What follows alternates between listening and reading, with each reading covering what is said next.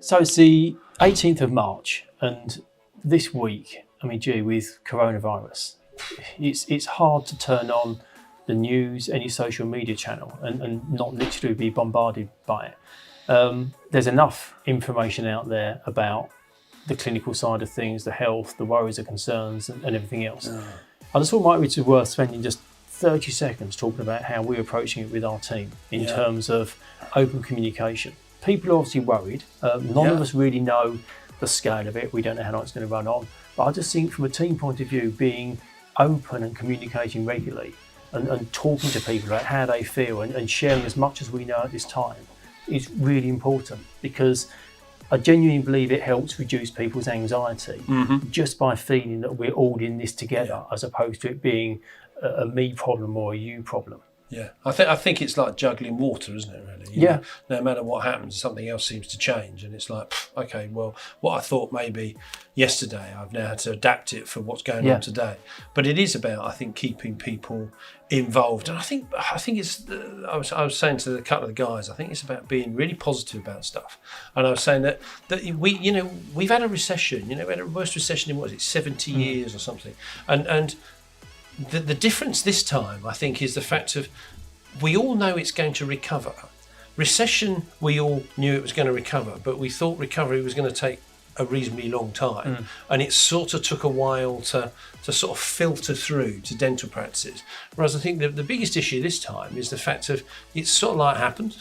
It's almost like overnight. And I think that's what's making people feel very uneasy. In a recession, we didn't have no toilet rolls or no eggs or no. And I think also it's trying to quell the unease with things you can control. So talk to your team about, are you going to pay them? How long are you going to pay them for? Will you pay them their salary? Will they go on to statutory sick pay? The answer isn't as important as being honest and telling them where you're at and where they're at. And okay, it might be subject to change, but just share information.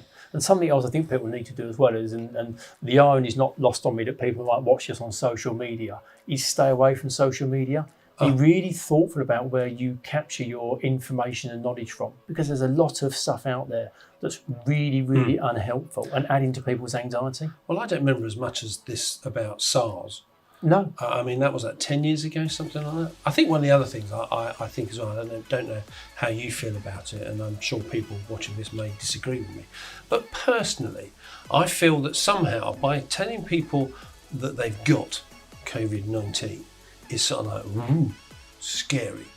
Saying to someone has symptoms like, is somehow not quite as scary. I don't know whether that's just me, but I think that the danger is we sort of almost talk ourselves potentially into everyone having it, where actually, I think I said to you, a couple of years ago, I had a terrible cough, a really bad sore throat, a fever, and I was terribly ill, but I had flu and a chest infection. I didn't have COVID-19 because it wasn't around. No.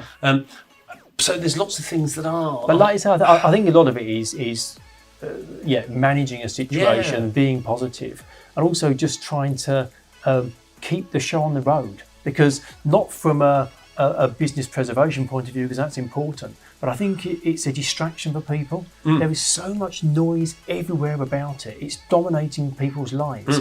So if you can keep people busy at work, be that home working or in an office, that situation is likely to change very soon. I think it's actually good for their well-being. But like I said, I think just keep talking to people, and that open communication really does help. And communicating your plans. I think it's so important, because I think people need to know that you're actually planning. That actually you thought about it, and it's not like you wake up on a Wednesday morning and thought, well, I'll tell you what, how should we do with COVID today? They want to know that you actually thought about it, that you are listening to the government guidance, you are being mindful of what's going on in your business, whether you're a dental practice or any other business, but and also to think about some of the other people that it's affecting. I think it's a terrible situation.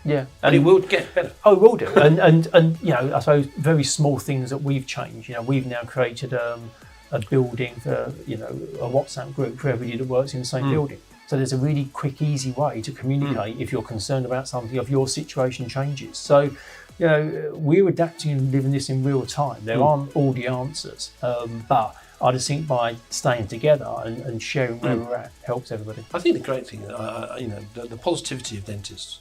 Dentists are. Yes. I am delighted, amazed, and I think the positivity that most of the dentists we are speaking to, they are seeing it as a blip. We're still getting people selling, we're still getting people buying, we're still getting people making offers, we're still getting people viewings, and I think that's a real credit to the dentists for being that positive and looking at this and saying, actually, life goes on. You can get on with stuff. It's amazing.